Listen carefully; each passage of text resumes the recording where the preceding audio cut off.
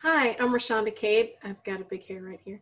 I'm Rashonda Cade. This is Reading with Rashonda. We are reading The House Behind the Cedars by Charles Chesnutt. We are on chapter 2, part B. So let's dive in.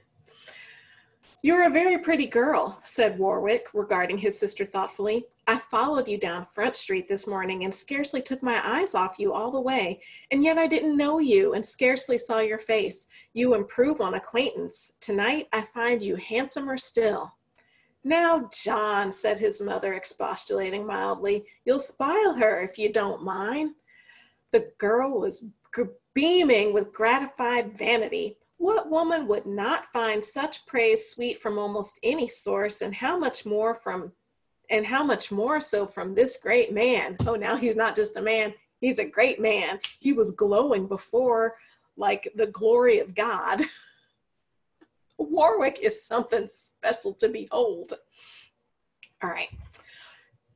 What woman would not find such praise sweet from almost any source, and how much more so from this great man, who from his exalted station in the world must surely know the things whereof he spoke? She believed every word of it. She knew it very well indeed, but wished to hear it repeated and itemized and emphasized. I'm not mad at her. If you're going to tell me I'm beautiful, I would like for you to repeat it, itemize it, and emphasize it. Let me go read this to my husband. Actually, he's very good at repeating, itemizing, and emphasizing. I got no worries there. "All right. No, he won't, Mama," she asserted, "for he's flattering me. He talks as if I was some rich young lady." Lady. "He talks as if I was some rich young lady who lives on the hill." The hill was the aristocratic portion of the town, instead of a poor young girl who has the hill to climb," replied her brother, smoothing her hair with his hand. Her hair was long and smooth and glossy, with a wave like the ripple of a summer breeze upon the surface of still water. It was the girl's great pride and had been sedulously cared for. "What lovely hair! It has just the wave that yours lacks, Mother." "Yes," was the regretful reply. "I've never been able to get that wave out, but her hair's been took good care of, and there ain't nary gal in town that's got any finer." Okay, so Black people in our hair, that's a thing. It's a for real thing even today, except for today we've got lots of us rocking our naturals. Ooh, but Black women and our hair. So this was published in 1900. This was written about the 19th century. Hair was everything. It made you who you were, and it announced to other people who you were. All right. "Yes," was the regretful reply. "I've never been able to get that wave out, but her hair's been took good care of, and there ain't nary gal in town that's got any finer." "Don't worry about the wave, Mother. It's just the fashionable ripple and becomes her immensely. I think my little Albert favors Aunt Rena somewhat." "Your little Albert!" they cried. "You've got a child?" "Oh, yes," he replied calmly, "a very fine baby boy." They began to purr in proud contentment at this information and made minute inquiries about the age and weight and eyes and nose and other important details of this precious infant. They inquired more coldly about the child's mother, of whom they spoke with greater warmth when they learned that she was dead. Let's read that again. They inquired more coldly about the child's mother, of whom they spoke with greater warmth when they learned that she was dead. Ouch.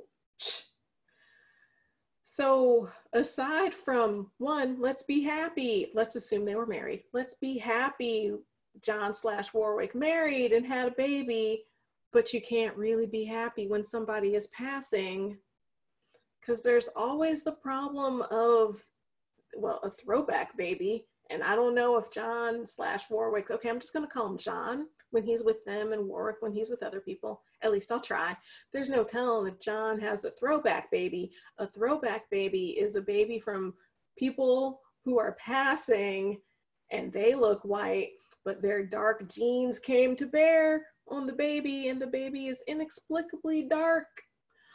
Like what happened in Desiree's baby when we read that by Kate Chopin. So they're happy that his wife is dead because that's one less person to know the secret. They hung breathless on Warwick's words as he related briefly, you know what, I'll just call him Warwick. That's what Chesnutt said he was going to do at the beginning of the novel, so that's what I'll do too. But in my mind, he's John. You were born John. Your name's John, isn't it? All right. They hung breathless on Warwick's words as he related briefly the story of his life since he had left years before, the house behind the Cedars, how with a stout heart and an abounding hope he had gone out into a seemingly hostile world and made fortune stand and deliver. His story had for the women the charm of an escape from captivity, which I suppose in ways it was. With all the thrill of a pirate's tale, with the whole world before him, he had remained in the South, the land of his fathers, where he conceived he had an inalienable birthright. Okay, so I don't know anything about Warwick. I paused because I wanted to call him John. I don't know anything about Warwick or his fathers, but what I do know, at that time, there were a ton of legally Black people running around who had white fathers. And so he had remained in the South, the land of his father. Was his father a slave owner? Did his father own his mother? What's the deal with his father? And where he conceived he had an inalienable birthright. So I can't hear the word inalienable and not think about the Declaration of Independence, which actually says unalienable, but that's okay. And then birthright? There's just a lot ticking off in my head right now. I haven't made sense of it yet, but it's in there and I want it ticking off in your head too. By some good chance, he had escaped military service in the Confederate Army. Well, that's good, because how could he have fought for the Confederate Army? And in default of older and more experienced men, had undertaken during the rebellion the management of a large estate, which had been left in the hands of women and slaves. He had filled the place so acceptably and employed his leisure to such advantage that at the close of the war he found himself, he was modest enough to think too, in default of a better man, the husband of the orphan daughter of the gentleman who had owned the plantation and who had lost his life upon the battlefield. What a boon for him. He married into a Southern family and her people were dead. There was nobody to guess who he really was. Yes, score for Warwick. Warwick's wife was of good family, and in the more settled condition of society, it would not have been easy for a young man of no visible antecedents to win her hand. Thanks, War. You made it easy on all accounts. A year or two later, he had taken the oath of allegiance and had been admitted to the South Carolina bar. Rich in his wife's right. Rich in his wife's right. So he didn't have his own money, but he had the money left to his wife from her father who died fighting during the Civil War. Rich in his wife's right, he had been able to practice his profession upon a high plane without the worry of sordid cares and with marked success for one of his own age. I suppose he concluded that I have got along at the bar as elsewhere owing to the lack of better men. Many of the good lawyers were killed in the war and most of the remainder were disqualified, while I had the advantage of being alive. That is quite an advantage. Well, I had the advantage of being alive and of never having been in arms against the government. So that must have been what disqualified people. They had been in rebellion against the government. I mean, we pretend a lot of that stuff in the Civil War never happened. Like, oh, you seceded, you loved slavery, you literally fought in rebellion against your commander-in-chief. Let's just sweep all that under the rug. All right, people had to have lawyers, and they gave me their business in preference to the carpetbaggers. Fortune, you know, favors the available man. Ah, the available man. His mother drank in with parted lips and glistening eyes the story of his adventures and the record of his successes. As Rena listened, the narrow walls that hemmed her in seemed to draw closer and closer as though they must crush her. Her brother watched keenly. He had been talking not only to inform the women, but with a deeper purpose, conceived since his morning walk, and deepened as he had followed during his narrative the changing expression of Rena's face. During his narrative, the changing expression of Rena's face, and noted her intense interest in his story, her pride in his successes, and the occasional wistful look that indexed her self-pity so completely. And I suppose you're happy, John? Asked his mother. Well, mother, happiness is a relative term and depends, I imagine, upon how nearly we think we get what we think we want. That's really interesting. Happiness is a relative term and depends upon how nearly we think we get what we think we want. I think that probably is happiness for most people. This is what I think I want, and this is how close I think I'm getting to it. So therefore, I am happy. I'm not exempting myself, but just reading it like that makes me kind of sad. Let's strive for joy in whatever circumstances we find ourselves. I have had my chance and haven't thrown it away, and I suppose I ought to be happy, but then I have lost my wife, whom I loved very dearly, and who loved me just as much, and I'm troubled about my child. Okay, so I was wondering, where is the child of yours? Who's keeping him while you're chasing people and stalking them down the street? Why, they demanded, is there anything the matter with him? No, not exactly. He's well enough as babies go and has a good enough nurse as nurses go. But the nurse is ignorant and not always careful. A child needs some woman of its own blood to love it and look after it intelligently. Oh, so that was his additional purpose. He wants Rena to take care and have her live as a white woman, and both of them dump their mom. At least that's what I think he wants. Let's keep reading. Miss Molly's eyes were filled. Miss Molly's eyes were filled with tearful yearning. She would have given all the world to warm her son's child upon her bosom, but she knew this could not be.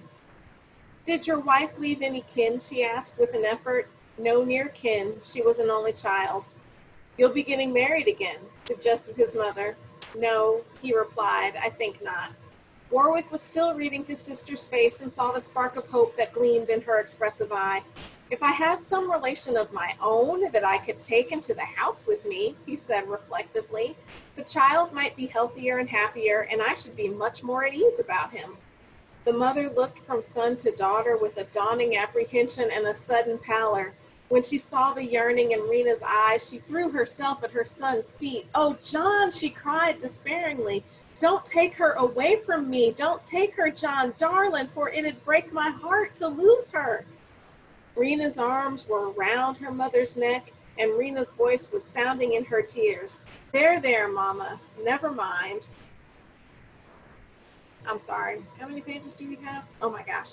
There, Mama, never mind. I won't leave you, Mama, dear old Mama. Your Rena will stay with you always and never, never leave you. John smoothed his mother's hair with a comforting touch, patted her withered cheek soothingly, lifted her tenderly to her place by his side, and put his arm about her. You love your children, Mother? They're all I've got, she sobbed. And they caused me all I had. When the last one's gone, I'll want to go too, for I'll be all alone in the world. Don't take Rena, John, for if you do, I'll never see her again, and I can't bear to think of it. How would you like to lose your one child? I mean, she is asking, how would you like to lose your only child? But it was kind of a dig. How would you like to lose the only child you have who recognizes you as her mother because she hasn't started to pass into white society and left you behind? How would you feel about that? Well, Mother, say no more about it. And now tell me all about yourself and about the neighbors and how you got through the war and who's dead and who's married and everything. The change of subject restored in some degree Miss Molly's equanimity, and with returning calmness came a sense of other responsibilities. Good gracious, Rena, she exclaimed. John's been in the house an hour and ain't had nothing to eat yet. Go to the kitchen and spread a clean tablecloth and get out that tater pone and a pitcher of that last keg of persimmon beer and let John take a bite and a sip. Warwick smiled at the mention of these homely dainties. I thought of your sweet potato pone at the hotel today when I was at dinner and wondered if you'd have some in the house. There was never any like yours, and I've forgotten the taste of persimmon beer entirely. Rena left the room to carry out her hospitable commission. Warwick, taking advantage of her absence, returned after a while to the former subject. Mm, of course, Mother, he said calmly. I wouldn't think of taking Rena away against your wishes.